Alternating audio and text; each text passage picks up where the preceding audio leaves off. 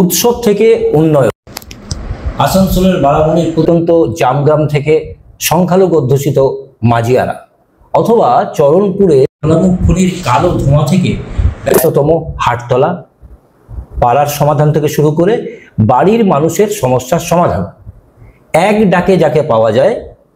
বিধানসভা অথবা যে কোনো নির্বাচনে বারাবণীর সেনাপতি অসিত সিং, কেউ নাম ধরে ডাকে, কেউ দাদা বলে ডাকে। আমরা কথা বলবো তার সাথে আজকে। নমস্কার। প্রথম প্রশ্ন হচ্ছে যে এই বিশাল একটা এলাকা, এই এত বড় এলাকা আপনি সামলান কি? বরাবরই আমরা বারাবণীতে নেতৃত্ব দিয়েছি, অনেকদিন হয়ে গেল। তো সমস্ত মানুষের সঙ্গে আমাদের পরিচয় আছে।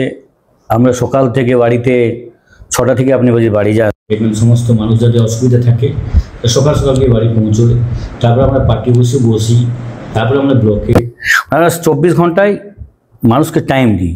যখনও মানুষ ডাকে আমাদেরকে সবসময় পায়। আপনারা দেখেওছেন যে পুজো বলুন, পুজোর সময় আমরা ব্যাপক পরিমাণে শাড়িও দিয়েছি, অন্যান্য প্রোগ্রামগুলো করেছি, পাড়ায় সমাধানও আমরা সবসময় অ্যাটেন্ড হয়েছি। আপনি যে বললেন এই যে খনিমুখ, আমাদের এখানে প্রায় 5টা কলিয়ারি চলছে। এখানে প্রচুর পরিমাণে প্রবলেম আছে, ল্যান্ডের প্রবলেম আছে। আপনার যারা বড় বড় ইন্ডাস্ট্রিজ, যারা মাইন্স পেয়েছে, অনেক সময় তারা দাদাগিরি করে অনেক জায়গায়, সেটার প্রবলেম আছে।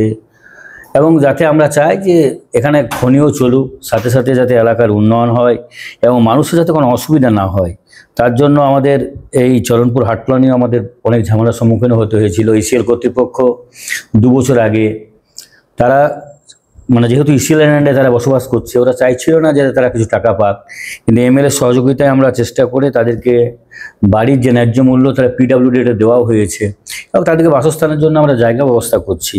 এবার এটা শুধু নয়, এখানে বলুন বেগুনিয়ায় বলুন, চারধারে কিন্তু এই প্রবলেমটা আছে, যেহেতু আমাদের কয়লা অধ্যুষিত অঞ্চল, এটা সবচেয়ে বড় প্রবলেম। এখানে আসি পুজো নিয়ে, একটা বিশাল পুজো আপনার হয়, আপনার এলাকায় হয়, সেই পুজো তো একটা বড় রকমের হেড এবং সেখানে প্রচুর ম্যান পাওয়ার লাগে, প্রচুর কষ্ট হয়, সেটাকেও তো ম্যানেজ করতে হয়। ধরুন আমরা একটা বড় কালী পুজো করি, সেখানে সাধারণ মানুষের সহযোগিতা ছাড়া এত বড় পুজো করা সম্ভব নয়। কেন কয়েকটা প্রশাসন মিলে এইসব পুজো করা যায় না। তো সকলের সহযোগিতা আছে, সকালে উৎসাহ দান করে, সব দিক থেকে সাপোর্ট করে, সবাই ফিনান্সিয়াল থেকে শুরু করে সবই মানুষ সাপোর্ট করে। তাছাড়া এত বড় প্রত্যন্ত গ্রামাঞ্চলে এসব করা সম্ভবই নয়। আর মানুষের সহযোগিতা ছাড়া বড় বড় যারা হেল্প যদি না করে কেউ, তাহলে এত বড় উন্নয়নটা করা সম্ভব নয়। আপনারা আমরা চারিধার থেকে যে উন্নয়নটা দেখবেন, উন্নয়নটা আমরা বলুন, আমরা আড্ডা বলুন, আমাদের অন্যান্য সিএসআর ফান্ড থেকে বলুন, আমরা চেষ্টা করি যাতে এলাকায় উন্নয়ন করা যায়। এবং সবসময় আমরা কিন্তু এটা লেগে থাকি। আমার এমএলএও দেখবে সবসময় যখনই আমরা বলি, সব একটা এমএলএ সব ব্যাপারে উন্নয়নের উপরে সহযোগিতা করে। একটা সময় তো বাম সরকারকে দেখেছিলেন এবং প্রচুর পরিমাণে অত্যাচারও হয়তো সহ্য করেছিলেন। তখন এরকম রাস্তা ছিল না, এরকম লাইট ছিল না, তারপর কি করে এই জায়গাটা গেলেন? যেমন বাম সরকারের আমরা যখন 16-17 বছর বয়স, তখন থেকে আমরা কিন্তু রাজনীতিতে করি। সিপিএমের অত্যাচার দেখেছি, আমিও 2-3 বার জেলেও গেছি, অনেক কেসও রেপ মারার অনেক কেস দিয়ে জেলে ঢুকিয়েছিল। সেটাকে আমরা যখন 2011 সালে আমরা অনুভব করেছিলাম যে সাধারণ মানুষের ব্যাপক পরিমাণে এরা অত্যাচার চালিয়েছে, শিক্ষিত সম্প্রদায়কে প্রচুর অত্যাচার চালিয়েছে। তারপর তার প্রতিফলন কিন্তু 2011 থেকে ঘটেছিল। সিপিএমের যারা ভালো ছেলে ছিল তারাও কিন্তু প্রতিবাদ করেছিল এবং অনেকে সেই সময় বেরিয়ে এসেছিল। তাছাড়া এত বড় পরিবর্তনটা সম্ভব হতো না।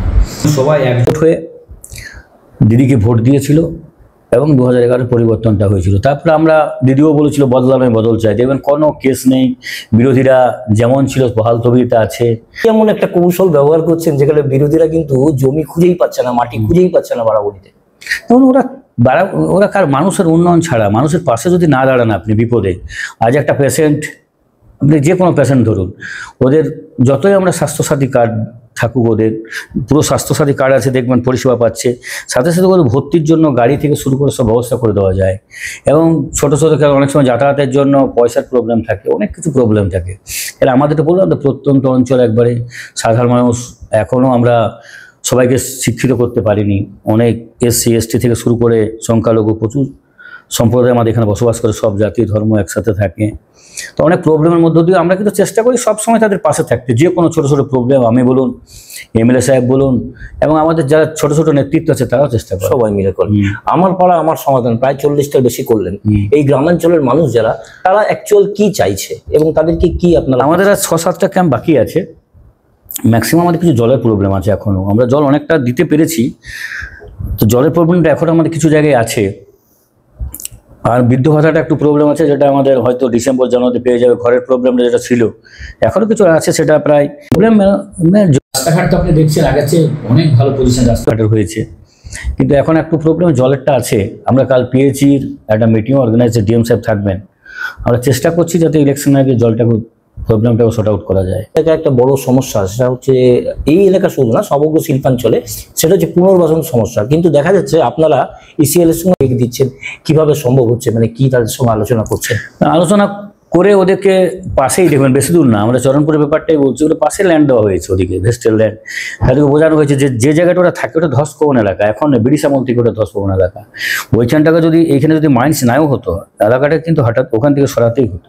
হাউসিং বোর্ড থেকে অনেক বাড়িও হচ্ছে, যেন আমাদের দাসকাইতে একটা বড় ফ্ল্যাট তৈরি হচ্ছে, অনেক বড় বড় মন্টিকালও তৈরি করছে, আপনার অন্ডালও হচ্ছে।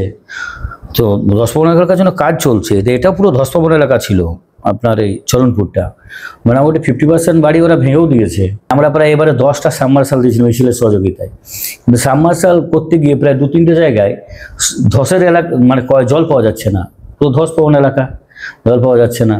ওখানে আবার সৈন্য ব্যাপারে শর্ট আউট করতে হবে, এই পিএইচি পাইপলাইন দিয়ে ওদের ব্যবস্থা করতে হবে। একটা প্রশ্ন হচ্ছে, দুর্গাপুজো, কালী পুজো, ঈদ, মহরম, ছট পুজো, সব কিছুতেই কিন্তু এখানকার মানুষ বেশ খুশিতে থাকে এবং সেটা উপলব্ধি করে। এখানে অসিত সিং এর অবদান কি? মানুষ তো বলে যে আমরা দাদার কাছে যা চাই পাই। যেমন আমরা চেষ্টা করি, যারাই আপনি যে কোনো উৎসবে বলুন, ঈদ বলুন, আপনার মহরম বলুন, আমাদের টিজ বলুন, আমাদের সব প্রবলেম, এই যে আমাদের হয়, ছট পুজো আসছে, আমাদের আপনার কালী পুজো আসছে, আমাদের লক্ষ্মী পুজো পেরোলো, দুর্গা পুজো পেরোলো, মানে প্রত্যেকটা পুজোতে মানুষ কিন্তু আমাদের কাছে সহযোগিতা পেয়ে থাকে। এবং এমএলএর কাছেও যায়, এমএলও সবসময় সাপোর্ট করে। এবং আমাদের সকলে মোটামুটি চেষ্টা করি আমরা যাতে ছোটো ছোটো প্রবলেমগুলো, অনেক বেকার ছেলে দেখবেন এখন যে পুজোগুলো আছে, দিদি 1,10,000 দেওয়াতে অনেক দুর্গা পুজো কমিটি শর্ট আউট হয়েছে। অনেক সময় অনেক পুজো কমিটি, কিছু কিছু পুজো কমিটি এখনো পয়সা পায়নি, তাদের পাশেও আমাদেরকে দাঁড়াতে হয়। আবার লক্ষ্মী পুজোতেও দাঁড়াতে হয় আমাদেরকে, আবার এই কালী পুজো আসছে, কালী পুজোতেও দাঁড়াতে হয়। আমরা সবসময় চেষ্টা করি সব পুজোতেই, ঈদ বলুন, আপনি দেখবেন ঈদ বলুন, মহরম বলুন, সবগুলোতেই দাঁড়াতে হয়।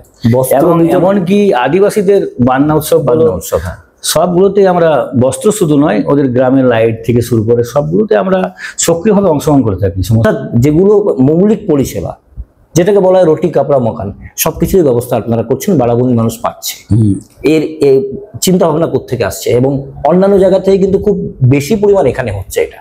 দেখুন, আমরা যদি আপনার কাজের তাগিদ থাকে, যে কাজ করার একটা ইচ্ছা থাকে, আমরা যখন এমএলএ আমি ফাঁকা টাইমে বসি, তখন ভাবি যে কোন পাড়াটা কীভাবে হয়। যেমন আপনার একটাই কোথায় দিয়ে চরণপুরের মাইন্সটা, আমরা যখন দেখতাম বছর 3 আগে, এই জায়গাটা এত মানে দুর্ভিক্ষপ্রবণ এলাকা হয়ে গেছিলো। এখানকার মানুষ, আপনার খবর নেন, এখানকার মানুষ ম্যাক্সিমাম বাইরে চলে যেত কাজ করতে। এখানে এত অসুবিধা হয়েছিল, কিছু হলেই আমার কাছে ছুটতো। এই প্রবলেমটাই আমরা মাইন্সটা চালাবার একটাই আমাদের ছিল, যে এই জায়গাটা যদি একটা কোল মাইন্স হয়ে যায়, ধসপ্রবণ এলাকা, তাহলে কি হবে, এই এলাকার লোকাল ছেলেরা কিছু রুজি রোজগার করতে পারবে।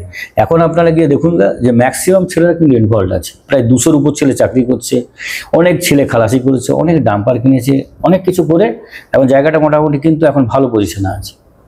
আরেকটা রাজনৈতিক প্রশ্নে আসে, এই যে মাঝে মধ্যেই বিজেপি চলে আসে এবং তারা বলে কর্মসংস্থানের জন্য আসছে এবং আন্দোলন করে, হয়তো একটু মিটিং মিছিল করে, কোথাও রাস্তা অবরোধ করে, আলটিমেট কিন্তু গিয়ে দেখা যায় যে কর্মসংস্থান হয় না এবং তাদেরকে খুঁজেও পাওয়া যায় না। এখানে আপনার একটা কৌশল বিজেপির পক্ষ থেকেই বলা হয়, আপনার নাম ধরে বলা হয় যে কি একটা কৌশল ব্যবহার হয় যেখানে বারবার ফেলিওর হচ্ছে। তারা তখন ওদের ইচ্ছা নেই, কাজ করার ইচ্ছা নেই ওদের। তো আজকে কোল মাইন্সটা আপনি যদি বলেন, এটা কিন্তু সেন্ট্রালের কোল মাইন্স, ওরা যদি বলেন মিনিস্টারের সঙ্গে বসে অনেক কিছু করতে পারে। আজকে রেগুলেশন, আপনি ইটাপাড়া যে মাইন্সটা দেখবেন, ইটাপাড়ায় মাইন্সটা পুরো প্রাইভেট হাতে তুলে দিয়েছে, একটা প্রাইভেট কোম্পানিকে দিয়ে দিয়েছে। প্রোডাকশন থেকে শুরু করে সমস্ত ডিসপ্লেস থেকে শুরু করে বাড়ি কেনা থেকে শুরু করে সব একটা প্রাইভেট কোম্পানিকে দিয়েছে। তো বিজেপির টোটালটা কোল মন্ত্রী বিজেপির, তো ওরা তো চেষ্টা করলে উপর থেকে সব করে নিতে পারে। তারপরে জিএম বলুন, সিএমডি বলুন, সব তো ওদের সেন্ট্রালেরই আছে। কিন্তু দেখুন, মাইন্স চালাতে গেলে লোকাল লিডারশিপকে খুবই দরকার। এখানে ওরা কোনো সহযোগী, এখানে মাইন্স চালাতে কোনো সহযোগিতা ওরা করতে পারে না। যে সমস্ত প্রকল্প, সেখানেও কিন্তু শাসক দল তাদেরকে সাহায্য করে অনেকটাই ভোট নিজের দিকে করে নিয়েছে এবং তার জন্য যথেষ্ট অবদান রয়েছে অসিত সিং এর। বিভিন্ন সময় তার কাছেই কিন্তু কেন্দ্র সরকারের আধিকারিকরা আসেন এবং তারা আলোচনা করেন। প্রশ্ন হচ্ছে যে বারবার কিন্তু রেকর্ড ভোটে বারাবণী জেতে। আমি যদি বলি এবার প্রায় 50 দাবি করছে। দেখুন, বারাবণীতে এখন আপনি দেখেছেন, বারাবণীতে বিজেপি বলে কিছু নেই। এবং আমাদের তো আমার এমএলও বলে যে অসিত মাঝে মাঝে আমরা যখন বসি ফাঁকাতে, যে এখন কিছু কিছু বিজেপি 100-200 ভোট পাচ্ছে কি করে। এটা আমরা হঠাৎ চিন্তার বিষয় হয়ে দাঁড়াই যে ভুতুড়ে ভোট কিছু আছে নাকি হঠাৎ। কেন দেখবেন বারাবণীতে অনেক সময় বাইরে শোনা যায় এই রিগিং ফিগিং অনেক কিছু হয়, কিন্তু ভোটের সময় দেখবেন বারাবণীতে নর্মালি ভোট হয়, মানুষ নিজের ভোট দেয়। কিন্তু এত সেন্ট্রাল ফোর্স থাকে, এইসব এসে রিগিং ফিগিং কেউ করে না। মানুষ স্বতঃস্ফূর্ত হয়ে উন্নয়নে ভোট দেয়, এবং যেভাবে আমরা মানুষের পাশে থাকি সেই তাগিদে মানুষ চায় যে দিদি সরকারে থাক, বিধান পদে এমএলএ থাক। এবং আমিও আশা করি যে আমার মনে হয় যে এবার আমার ব্লক সবচেয়ে রেকর্ড ভোট আমি আশা করছি, যে কত ভোটে মার্জিন পাবো সেটা নয়, কিন্তু আমার বিধান উপাধ্যায় আমার মনে হয় আমার ব্লকটি এবার রেকর্ড ভোটে জিততে পারে। এটা সভাপতি বলা যায় যে বিধায়ক যিনি বিধান উপাধ্যায় এবং আপনি সবসময় কিন্তু একসাথে বসে একটা ভালো কিছু করার একটা চিন্তা ভাবনা সবসময় আপনারা চালিয়ে যান, অর্থাৎ কমিউনিকেশনটা খুব ভালো যোগাযোগ। কারণ আমি দেখেছি আমরা প্রায় 2007 থেকে যখন এমএলএর সাথে আমার মানে আগের চেয়ে বেশি পরিচয় 2006-7 থেকে, তখন একটা সে ফ্যামিলি রিলেশন মতন হয়ে যায় এমএলএর সাথে। এবং তখন থেকে আমরা আলোচনা করি যে জিতলে বারাবণীতে কি ডেভেলপমেন্ট করা যাবে, বারাবণীকে সাজাতে। এখন এমএলএ প্রায়ই বলে অসিত পুরো লাইট দিয়ে সাজাতে হবে বারাবণীকে, রিনাকুড়া ঘাটে বড় গেস্ট হাউস করতে হবে, উষ্ণ প্রসবনটাকে সাজাতে হবে, উনি প্রায়ই বলে। এবং চেষ্টা করছে উষ্ণ প্রসবনটাকে সাজিয়ে হচ্ছে কিছু গেস্ট হাউসের জন্য ইসিএলকে অ্যাপ্রুভেল হয়েও গেছে প্রায়, একটা গেস্ট হাউসও হবে ওখানে। তো এমএলএ সবসময় চেষ্টা করে যে এলাকায় উন্নয়ন কী করে করা যায়, সেইটা ওনার তাগিদে আমরাও সবসময় ব্যস্ত করে রসিদেকে চিঠি করো, ইসিএলকে করো, আড্ডাকে করো, এখান থেকে ম্যারেজ হল করতে হবে, কমিউনিটি হল হতে হবে। কেন গ্রামাঞ্চলে আমাদের গরিব মানুষ প্রচুর, এখানে যদি একটা করে কমিউনিটি হল কিংবা ম্যারেজ হল গ্রামে করা যায়, গ্রামে গ্রামে, এটা আমাদের খুব ইচ্ছা। আমাকে বলে পঞ্চায়েতে নয়, গ্রামে গ্রামে এটা করতে হবে। লাইট মোড়ে মোড়ে হাইমার্কস লাইট দিতে হবে। এখন বারাবণী যদি সন্ধ্যাবেলায় ঘুরেন দেখবেন মোড়ে মোড়ে হাইমার্কস লাইট দেওয়া হয়েছে। তো যদি উন্নয়ন সবাই একসাথে করে, পঞ্চায়েত সমিতি, জেলা পরিষদ, এমএলএ এবং যে সকল সিএসআর যারা ফান্ডগুলো আছে, যেমন আইসিএমএল আছে, আপনার ইসিএল আছে আপনার, এরা যদি ফান্ডগুলো ঠিকভাবে ইউটিলাইজ করে। কারণ এই বছর আমাদের ইসিএল প্রায় 7 করোড় টাকা ডেভেলপমেন্টের জন্য খরচ করেছে, যেটা আগের চেয়ে রেকর্ড পরিমাণে খরচ করেছে ওনারা। শান্তি লাগে না সকাল থেকে বেরিয়ে রাত্রি পর্যন্ত মিটিং মিছিল, তারপরে মানুষের কথা, এত মানুষ প্রতি সময় আসে, এত ফোন, ক্লান্তি লাগে না? হ্যাঁ, রাত্রি যখন ঘর বাড়ি যায় তখন মনে হয় যে আর সকালে উঠবো না। সকাল থেকে যখন মানুষের আরো ভালোবাসা, সকাল থেকে ভিড় দুয়ারে, তখন মনে হয় যে তখন আবার ক্লান্তিটাই ভুলে যায়, আবার শুরু হয়ে যায় সকাল থেকে। ব্যক্তিগত একটা প্রশ্ন করি, বাড়ির লোক বিরক্ত হয় না যে ঘরের তো কোনো কাজই হয় না? বাড়ির লোক হ্যাবিট হয়ে গেছে। যখন আমার মা, যখন আমি জেলে যাই, সেই টাইমটা তো সহ্য করে নিতে পেরেছে। ধরুন সেই পুজোর টাইম, সেই সময় আমাদের দুর্গাপুজোর ঠিক কাছাকাছি আমরা জেলে গেছি, মহালয়ার কাছে। ধরুন সেই সময়টা যদি বাড়ির লোক সহ্য, সেই সময় অত্যাচারটাও দেখেছিল, সিপিএমের অত্যাচার, 150-200 ফোর্স নিয়ে ঘর ভাঙচুর। তো বাড়ির লোকের একটা হ্যাবিট হয়ে গেছে, চিৎকার করে করে ওনারা মানে কি বলবি হয়ে গেছে, না এরা করবে, এদিকে বলে তো কিছু লাভ নেই। সম্পূর্ণ বারাবণী জুড়ে যতটা এলাকা আছে, অসিত সিং বলতে এক কথায় সবাই চেনে। এবং যেটা আমরা গ্রামে ঘুরে দেখলাম যে এক ডাকে অসিত, এরকম বয়স্ক লোকরা বলছেন পাওয়া যায়। নিজেকে কিরকম মনে হয় যে আরো না, যখন মানুষের যে ভালোবাসাটা আছে, যেটা পেয়েছি। ধরুন আমি একটা সাধারণ ঘরের ছেলে, আমার পলিটিক্যাল কোনো ব্যাকগ্রাউন্ড ছিল না। এবার আমরা একবারে ঝাড়খণ্ড বর্ডার থেকে উঠে এসেছি। আমাদের গ্রাম যদি দেখে একবারে ঝাড়খণ্ড বর্ডারে, নদী ধারে আমাদের বাড়ি, সেখান থেকে উঠে এসেছি। এত মানুষের ভালোবাসা, এত বেকার ছেলে প্রচুর, যেখানে আমরা চেষ্টা করি সকাল থেকে, যদি কোথাও একটা কিছু কাকু বলি, রিকোয়েস্ট করি যেখানে আপনি একটা ছেলে নিয়ে নিন, প্রচুর বেকার ছেলেকে অনেক জায়গায় কাজ, প্রাইভেট মাইন্সে বলুন, অনেক কাজ দেওয়া হয়েছে প্রাইভেট মাইন্সগুলোতে। মুখ্যমন্ত্রীর অনুপ্রেরণা, সেকেন্ড ইন কমান্ড অভিষেক ব্যানার্জির নির্দেশ এবং বিধায়ক বিধান উপাধ্যায়ের পথ দেখানো পথে চলছেন অসিত সিং, এবং এভাবেই এগিয়ে যাচ্ছেন। গ্রাম জুড়ে, এলাকা জুড়ে, সম্পূর্ণ বারাবণী জুড়ে এক ডাকেই কিন্তু তাকে মানুষ পাচ্ছেন।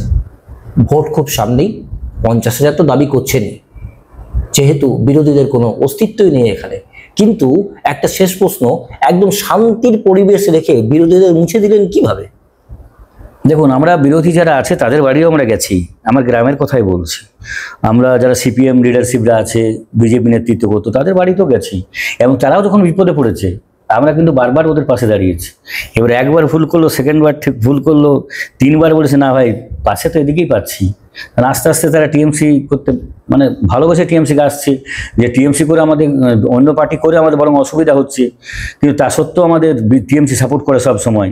আর এখানে আমরা বিরোধীকে কেসও দিই না, আপনারা সবাই জানেন, থানায় দেখবেন বিরোধী এগেনস্টে কোনো কেস নেই। মানুষের জন্য কাজ, মুখ্যমন্ত্রীর শত শত প্রকল্প, এটাই হচ্ছে কিন্তু বারামুনির জেতার একমাত্র কৌশল। আর সেই কৌশল কিন্তু সুন্দরভাবে ইমপ্লিমেন্ট করছেন বিধায়ক বিধান উপাধ্যায়ের দেখানো পথে এখানকার যিনি এক ডাকে অসিত সিং। এখন দেখার ভবিষ্যৎ কি বলে। আসানসোল থেকে তৃণাঞ্জন চট্টোপাধ্যায়, ক্যালকাটা নিউজ।